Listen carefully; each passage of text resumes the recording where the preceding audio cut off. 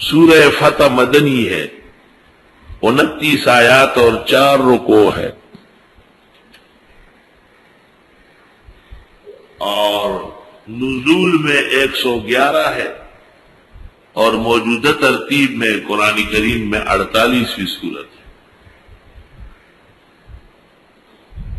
گزشتہ سورت میں جہاد فی سبیل اللہ کی تاکید کی اور رسول اکرم صلی اللہ علیہ وسلم کی بعثت کے مقاصد میں سے ایک عظیم مقصد جہاد بیان کیا۔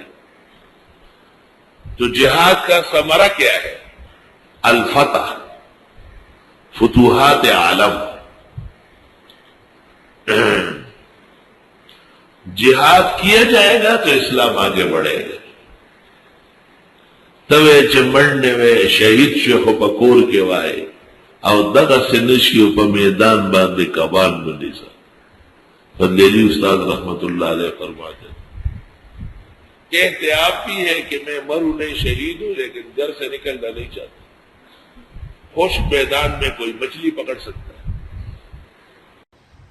یہ صورت حیران کن ہے، آدمی جب پڑھے گا تو اس پر دباؤ آئے گا، لیکن یاد رکھنا دنیا کی کوئی طاقت اس پر غالب نہیں آ سکے گی، مگر اس کو عمل میں لانا ہے۔ عشاء کی نماز کے فارغ ہونے کے بعد وطروں سے پہلے 4 رکعت نفل پڑھا کرے، چاروں میں ایک ایک رکوع پڑھے۔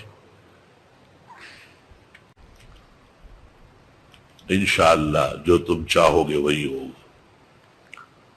الحمدللہ طالب علمی کے زمانے سے یہ سورت میرا وظیفہ ہے، اور اللہ کے فضل و کرم سے اسی مصلی پر فجر میں پوری سورت پڑھتا ہوں۔